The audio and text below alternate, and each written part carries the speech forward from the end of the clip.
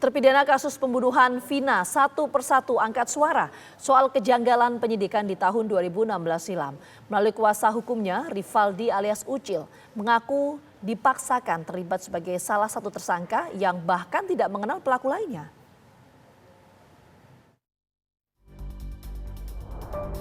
Pengusutan kasus pembunuhan Vina dan Eki, dua remaja asal Cirebon, Jawa Barat, seakan belum berhenti menuai plot twist baru.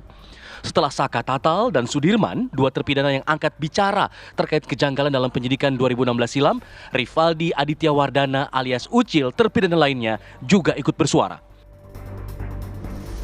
Melalui kuasa hukumnya, Rivaldi mengaku dipaksakan terlibat sebagai salah satu tersangka yang bahkan tidak mengenal pelaku lainnya. Selain itu, ada pula proses BAP yang disebut jauh dari prosedur hukum. Tidak ada yang saling mengenal. Rivaldi tidak mengenal 7 tersangka tersebut dan 7 tersangka tersebut pun tidak mengenal namanya Rivaldi. Jadi pada saat itu, sebelum di BAP, setelah BAP pertama itu kan namanya Eka ya, Eka jam 20.20, itu disebutkanlah namanya Rivaldi menjadi Andika. Di situ tidak pernah muncul namanya Rivaldi. Selalu Andika.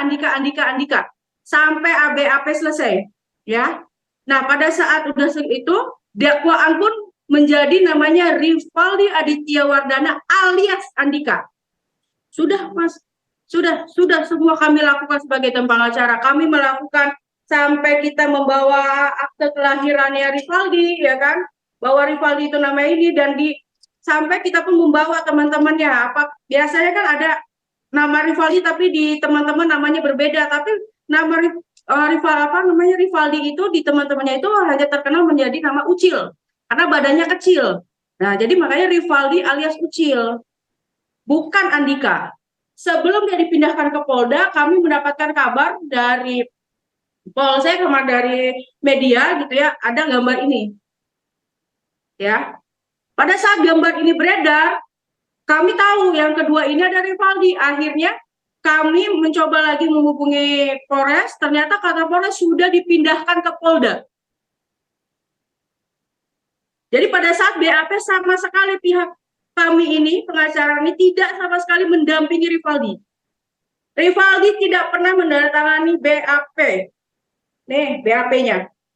Di sini tidak ada, tetapi di sini ada tanda tangan Rivaldi yang berbeda jauh dengan pada saat dia menandatangani surat penahanan untuk penganiayaan yang di Polsek.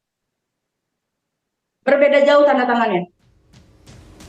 Persoalan ini mendapat sorotan tajam dari Indonesia Police Watch, IPW, yang menilai harus ada pengusutan ulang kasus hingga evaluasi penegakan hukum. Tapi kalau persoalannya seperti ini, menurut saya sejak awal sudah parah ini, karena identifikasi pelaku itu loh. Nah, itu yang menurut saya jadi sangat mendasar, bukan hanya olah TKP. Jadi sebelumnya itu, dan itu menjadi masalah sekarang ini. Akan tetapi kan sekarang ini masyarakat kayak dipaksa, oh ini proses ini sudah benar. Tapi rasa keadilan masyarakat mengatakan sekarang ini bukan cuma peradilan sesat, proses penegakan hukum yang sesat. Karena lihat saja, dari awal saja identifikasinya kayak begini, ya. Levelnya Polres loh. Oke. Nah ini persoalannya sekarang berbuntut panjang jadinya, ya, berbuntut panjang. Karena itu menurut saya semua harus bertanggung jawab, dievaluasi, diaudit dan dieksaminasi, dan dimintain pertanggungjawaban orang-orang yang tidak bekerja sesuai dengan prosedur. Pihak Rivaldi menuturkan akan mengajukan peninjauan kembali dengan menanti pengakuan saksi baru serta melampirkan novum atau bukti baru. Sementara itu, dalam waktu dekat, polisi dijadwalkan segera merilis tersangka di kasus pembunuhan Vina ini. Komisi Kepolisian Nasional Kompolnas juga menegaskan akan mengawal dengan memantau langsung semua proses, termasuk rekonstruksi kasus. Tim TV One mengabarkan.